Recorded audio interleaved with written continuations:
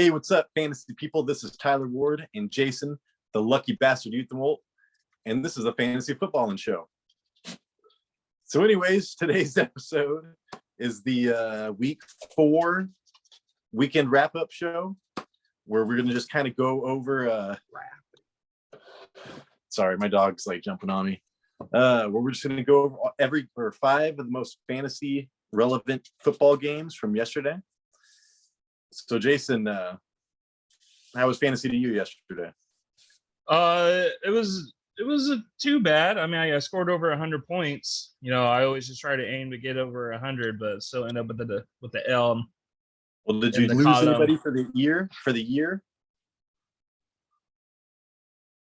No, I don't believe I did. I lost my dignity for the year.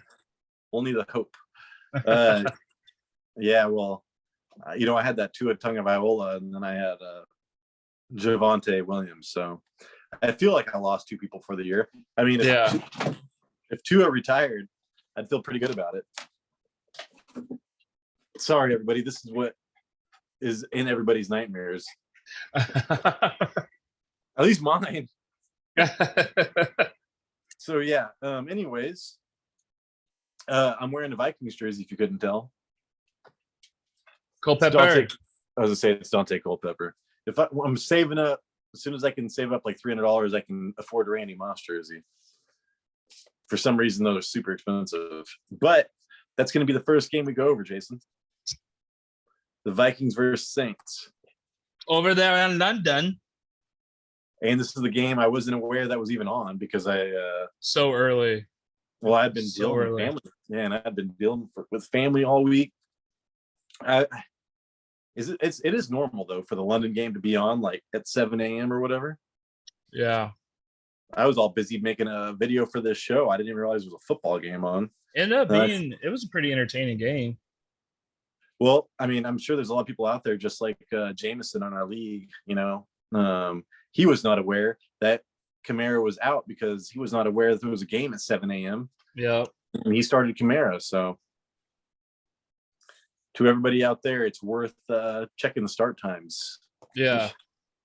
Well, he knew what time the game was, but the inactives came out, before the game, like, whatever, 6:30 and 5:30 in the morning, and he's asleep, man. It's the weekend. I was gonna say, man, on a Sunday, that's so difficult. Yeah.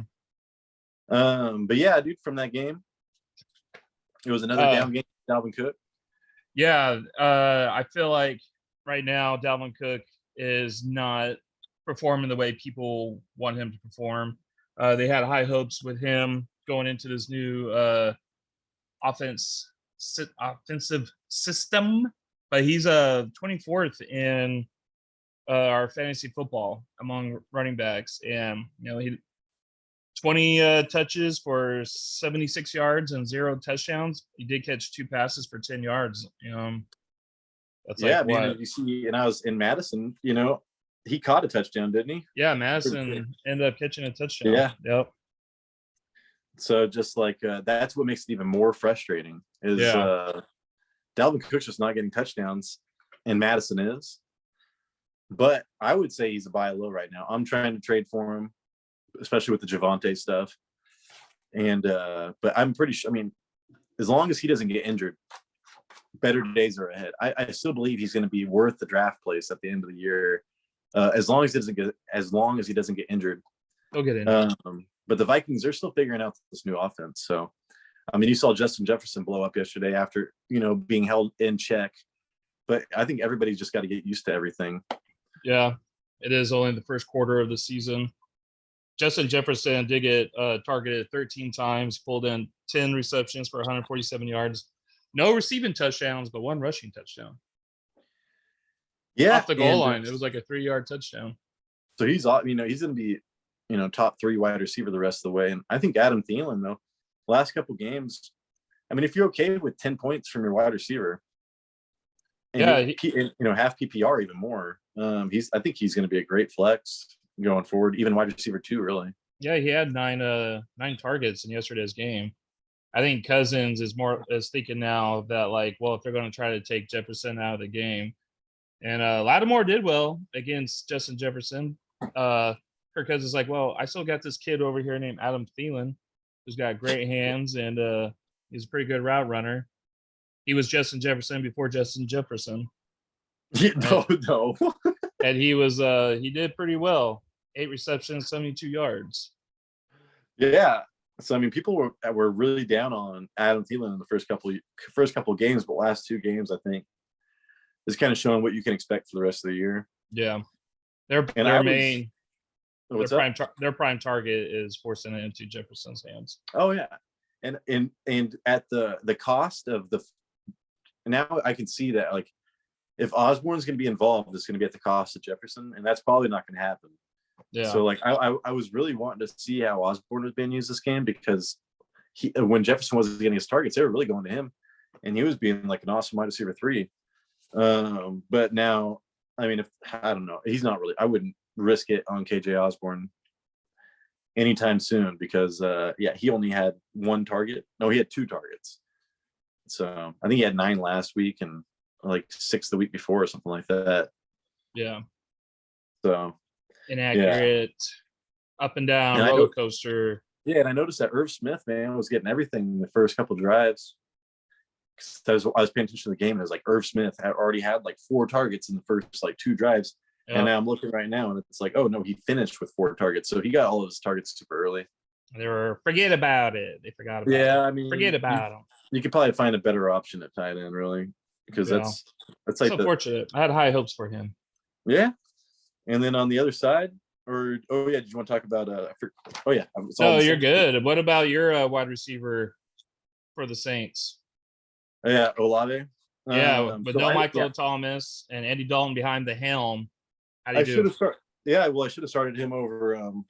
So I was happy not starting him, even though we caught the touchdown, because it's like, dude, Andy Dalton threw for. I mean, do you really want to have a wide receiver that catches? Let me try to find the thing. Oh, passing. Oh yeah, he ended up with 236 yards. That must have been all at the end, man, because I was watching and Andy Dalton had like no yards, and I was like, oh my god, dude.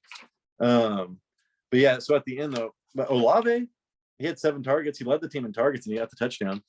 But you're not going to all of his yards per target dropped like 10 yards, 15 yards. So it's going to be a different type of production, but you can still start him.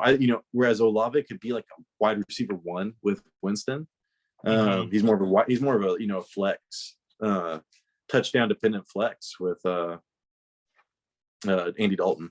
That's even with him throwing for 236 yards. I thought he threw for like 180 or something like that. We threw a lot there in the fourth quarter. Yeah, because I was paying attention to that game, because I was so upset that I didn't start Olave. So without Kamara out, we had Latavius Murray and Mark both combining for 87 yards between both of them, but Murray got the touchdown. Yeah, and I mean, I thought Ingram looked good in the beginning of the year, but it already seems like he's kind of slowing down. And I bet you Latavius Murray's in the same boat. He'll probably have a couple of good games in him, and then he'll start slowing down. Yeah, because they're both old, and they've both been on this team forever. Mm-hmm. I know Latavius Murray just got here, but he was a Saint for a long time. Yeah, they come and go. Yeah, and then Taysom Hill, he got you 8 points, for if you started him at tight end, which So at this point, I still think don't start Taysom Hill. Even when Jameis Winston is out, do not start Taysom Hill. I mean, because if he got a touchdown. Yeah, but if he didn't get that touchdown, he would have 20 points. I mean, 20 points, 2 points. Oh, yeah. So it's just like, because he usually catches stuff where he throws, he doesn't do anything. all he did was run the ball. Yeah. So if you want, it's just if he's like that, it's not really worth it. So it's so crazy how he's a tight end position, but they don't even use him as tight end. It's always some passing or running play or something like that. Yeah, but going forward, I would, if you're super desperate for running backs like me, maybe you would look at Latavius Murray, but he's not the answer to your problems. He might just be like a, 1 week fill-in or something like that, just get you by. A plug and play. Yeah, because you don't want to keep him till the end of the season. Yeah, and then as far as that Marquez Callaway got a lot of targets, if you remember him from last year. And then Adam Troutman's their tight end, and he was getting a lot of hype last year. And I mean, he was, third in the team with receiving yards, so that's not terrible. Mm-hmm. But it's just something you're going to want to watch. I think Chris Olave going forward and Michael Thomas are going to be the only receiving options that you want to start with Andy Dalton. But that's without Jarvis Landry too. So who knows what Andy Dalton's going to do with Jarvis Landry. So I'm not going to start Olave until Jameis Winston's back going forward. Smart. As much as I like him, but unless you're forced to do it, I wouldn't worry about it. Anything else, Jason? No, but if we're going to be talking about quarterbacks and such, why don't we talk about the famous Carson Wentz putting up MVP numbers this year? He's going to take someone to the promised land. So he threw the ball 42 times, and no, go on. Like, and he got the team scored 10 points from it. No, I know. Is that crazy? Yeah, and he threw 2 interceptions. The Cowboys defense was able to play aggressive on him because he sucks. Yeah, so, what a touchdown to that rookie Dotson. Yeah. So with all his weapons there, man, last 2 weeks, last week was to be expected, but it looks like Carson Wentz maybe is who we thought he was. Like he came out from the woods. Maybe he needs to go hunting again, come back, be good for a couple more games. But I think he might. there's going to be games where he'll have 4 touchdowns, 300 yards. But there's going to be games. I think there's going to be a lot more games where he's a, top bottom. He's only going to be a top 20 quarterback. So. Yeah, well, the thing is, I thought he was going to put up better numbers against the Cowboys on Sunday, and he didn't. Diggs, he's Trayvon Diggs got the interception, but he has his best coverage against Terry McLaurin. Oh, Terry McLaurin, yeah. Yeah, 2 receptions for 15 yards. Well, they're both big, physical. It's not like they're speed guys. They're all both big and physical. So yeah, and you take him. He's probably most likely the best receiver on the game, not the game, on the team. But you take him out. All these other guys show up. Curtis Samuel, 4 for 38. But Logan Thomas, 5 receptions for only 19 yards. Yeah. I expected more from Wentz against my Cowboys, but I'm not complaining. Well, and what I thought was crazy was that Curtis Samuel wasn't used rushing at all. So. Because you started him. Yeah, it's like I thought he was going to have a decent game. And how did you do last week? He had rushes and stuff, but he ended up being okay, right? Yeah, didn't he get Actually, I don't remember. I don't think he got a touchdown, or he did get a touchdown. So it's just like going forward, you might want to sell. I don't know if people still believe in Curtis Samuel, maybe you want to sell high on him, but it's gonna be rough. He's going to have big weeks, but he needs to be used rushing to really give him the buffer for that super low 4 that you could have with Carson Wentz. Yeah, I think it's either flex spot or nothing. Yeah, but man, the first 2 weeks he looked like a wide receiver 1. Yeah, and a lot of it was just his usage, and then they had so many opportunities because Carson Wentz wasn't throwing interceptions. So. But yeah, and Jahan Dotson, he caught a touchdown, but I think he's out for a couple weeks now. Oh, did he get injured? That's what I heard on the radio today. So that's not going to be well. That's another hit against Carson Wentz right there. But Jahan Dotson, he's only been getting like 4 or 5 targets a game, but he's got a touchdown 3 or 4 games or something like that. So I'd hold on to Jahan Dotson and Curtis Samuel. Their rushing game wasn't great either. Well, this is a big. Everybody's talking about Brian Robinson, so I know you already picked him up a long time ago, which was smart. But if you're looking for running backs, dude, pick up Brian Robinson, bulletproof B-Rob.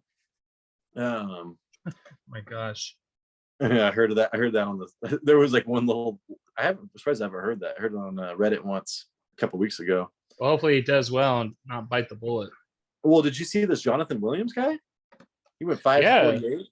he had a better average than Gibson did. Yeah, and I think I looked him up, and he was older, like 28 or something like that. So he's not a rookie. But I thought that was interesting that he took all of Curtis Samuel's carries and he did well. So I was going to check him out before the waiver show and like do some investigating, see what his deal is, because he could be worth looking into. I think most of the Commanders is just a mess. It's like going to be hit or miss on who to play and stuff like that. Yeah. They're a tough team to have fantasy impacts. Well, their defense isn't going to be elite like they were 2 years ago. So their offense, it's just going to be erratic. And then as far as receiving for the Cowboys, I mean, I don't know if you saw that rant by Michael Irvin, man, but CeeDee Lamb's doing a lot better. Yeah, he's finally holding on to the ball. Yeah, you should see that. You should Google that Michael Irvin rant on CeeDee Lamb. Was it going crazy? Oh, and then he was doing this. We've got a pass rush. Finger looking fat pass rush. Finger looking. He kept on doing it over and over again. Oh my gosh. He's very passionate about that team. Oh, he's so funny, man. But hey, that Noah Brown, I mean, he's the number 2 option on this team when Michael Gallup was there.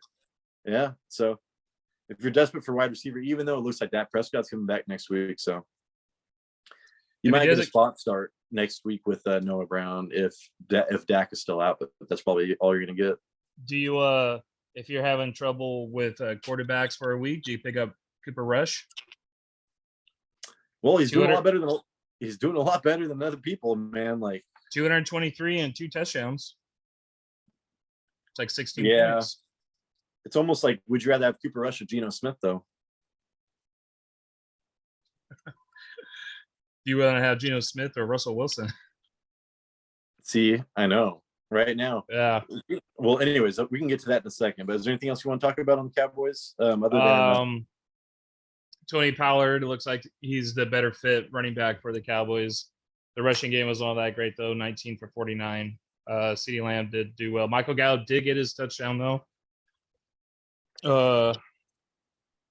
Was a 2 for 24 and a touchdown. Yeah. I think he's going to be, his first game back after a torn ACL. I think we'll see him more or get involved more, especially when Dak comes back. And props to Cooper Rush because they didn't even have a run game, man. Yeah. They averaged like 3 yards a carry across the board or less. So, no, like 2. Man, they averaged like 2 yards a carry. That's crazy. So maybe Washington's run defense is something to look at, but they're back in. As a whole, Carson Wentz is not going to let them be good anyway. So yeah. But yeah, going to you want to talk about Geno Smith? Geno Smith. So he just set a record for he's got like a 77% completion rate right now, and through the first 4 games and X amount of throws, it's never happened before.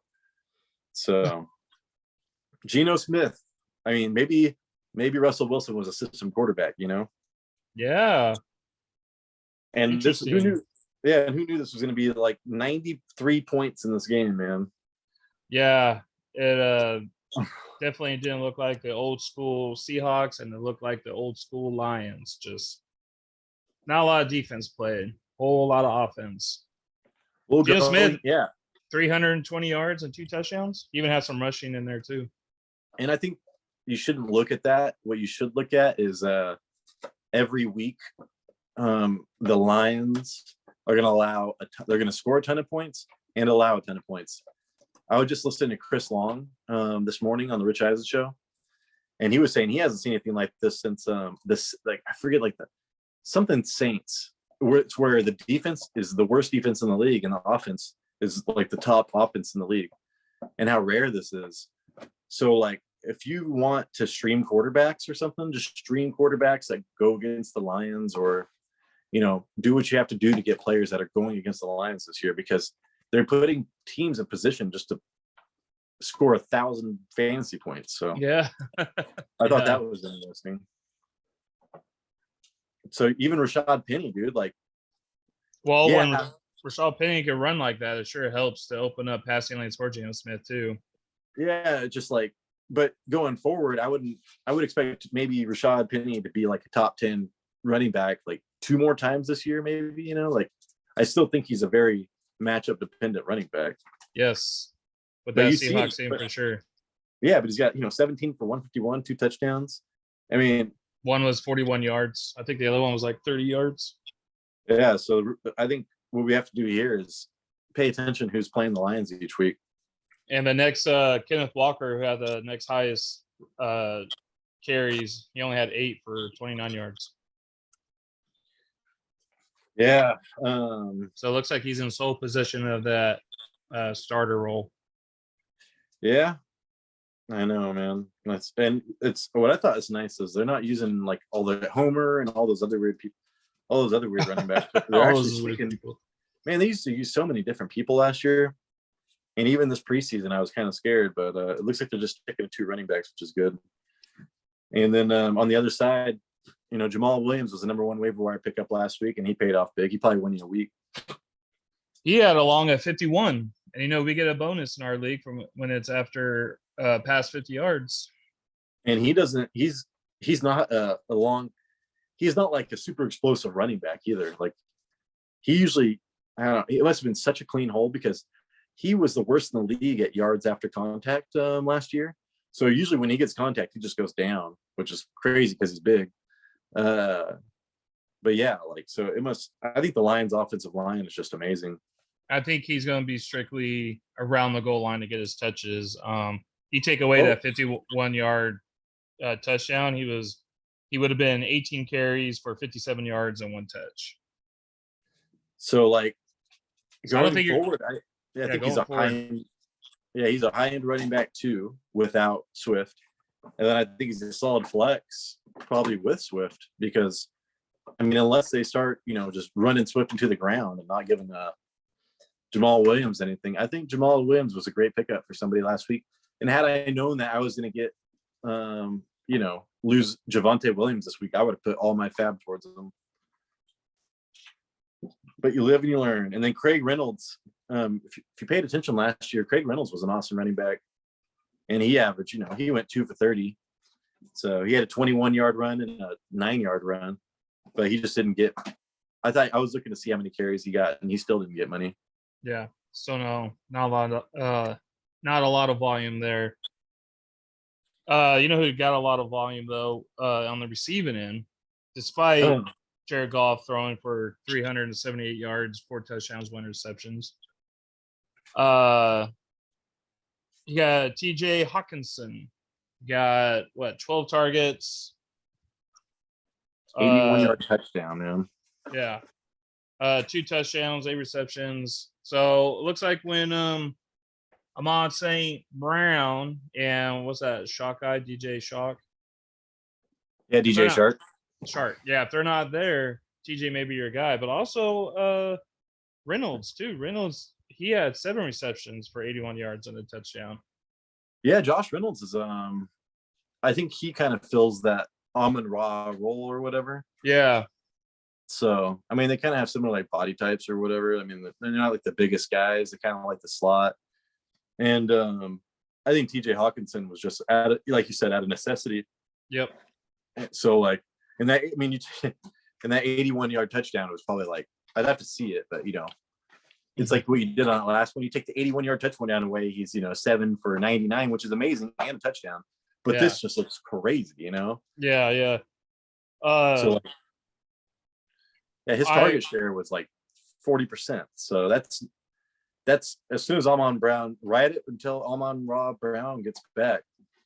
But I'm thinking if those wide receivers are gone, plug these dudes in. They look like they can play.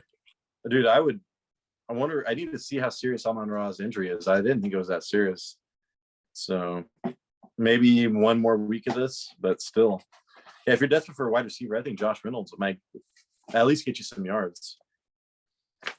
And then also something to pay attention to is that Will Dissly. He's been catching touchdowns. Yeah. So, tight ends, dude. And then I would say that this is probably Tyler Lockett's best game of the year. Yeah, and DJ Metcalf, right? Yeah, and DK, but I think both of them. Yeah, I think that it's mostly going to look like DK Metcalf is mostly going to look like, Tyler Lockett's line. And Yeah. Tyler Lockett's is going to mostly look like, Colby Parkinson's line. Yeah.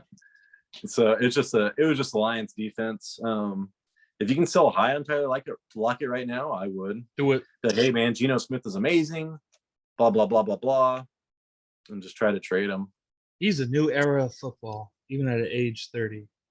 Man, is he? I mean, he's got to be almost, if not 30. He's been around. Mm. He was the guy that he got his eye broken by, I forget. Remember he got punched out when he was the quarterback of the Jets?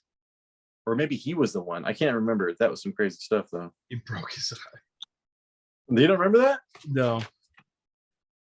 But anyways, He's is there playing anything like. else you want to talk about? Let's take a quick break, and then let's finish up 2 other games. Sounds good. We'll see you in a second. See you in a second. 2 seconds.